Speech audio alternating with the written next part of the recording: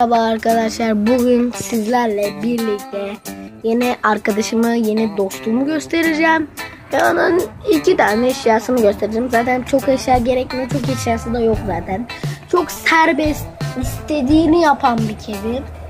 Sahiplendim, dışarıdan sahiplendim, aşağıdan. Çocuklar onun ağzını burnunu kıracaktı, parayla satacaktı. Dedim sizin kimin avatını sikerim belanızı dedim, tövbe tövbe. Hakikaten ne bilmiyorum. Siz kimin sokağın kedisi o dedim, adı üstüne sokak kedisi. Sonra gittim mesela sahiplendim. Sonra diyor işte yok camınıza yapıştır. Valla ben de sana öyle bir yapıştırırım ki dedim. Bana yürüyüp gittiler zaten. Ben sana şaka dediler.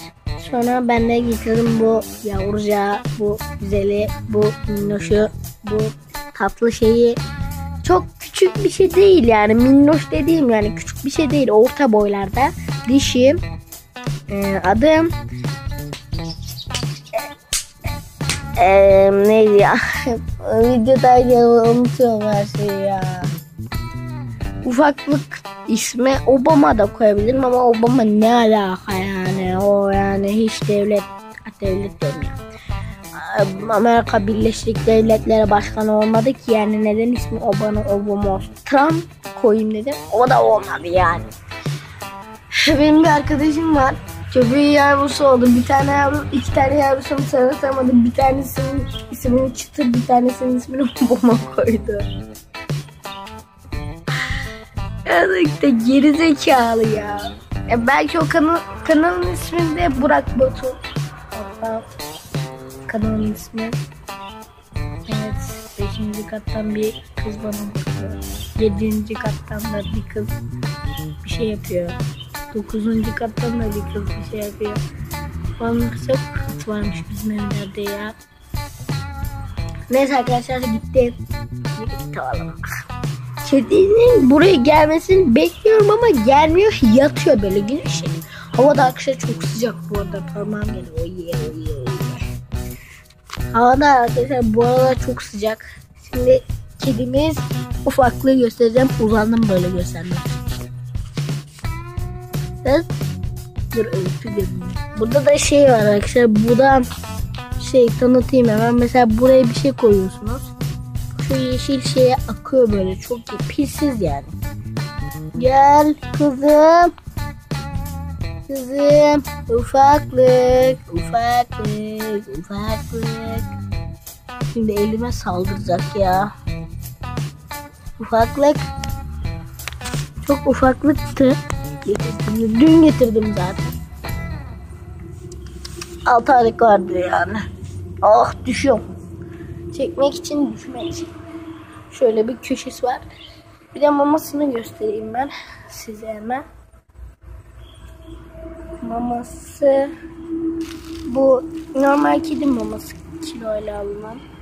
Bu bir kere açık bırakmışım, bir daldı var ya. Zaten çok az bir şey kaldı. Şöyle yanmış lan. Şöyle. Ya elim yanıyor. Şu an yansıyorum. Oh yeah. Yansıyorum. Yansımam var benim, oh yeah. Kızım. Yere oturdum lan senin için. Şşş. Arıl.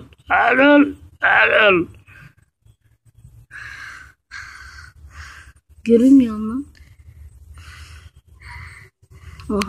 Oha kamerayı kapıyordu. Kızım bak, adam akıllı ol, döveceğim bak seni. Alın. Dursun lan. Yakalamıyor bak, ezik. Bunda ben bir uyutuyorum var ya arkadaş. Ben göremiyorum nasıl çektiğini.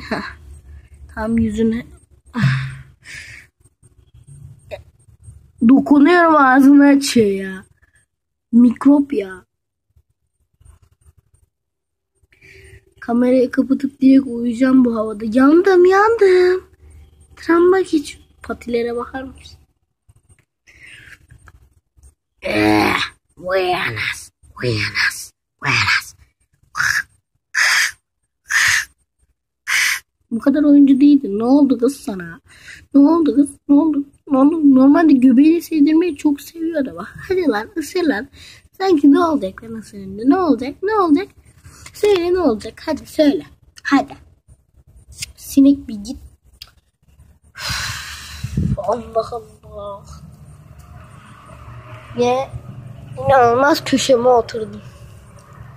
Çok sıcak arkadaşlar. Drama geçiriyorum be ya. Ah, kedimiz var yine. Kedim var yani. Neyse arkadaşlar bu videoda bu kadar olsun. Lan oğlum sinekler. Abone olup like atmayı unutmayın.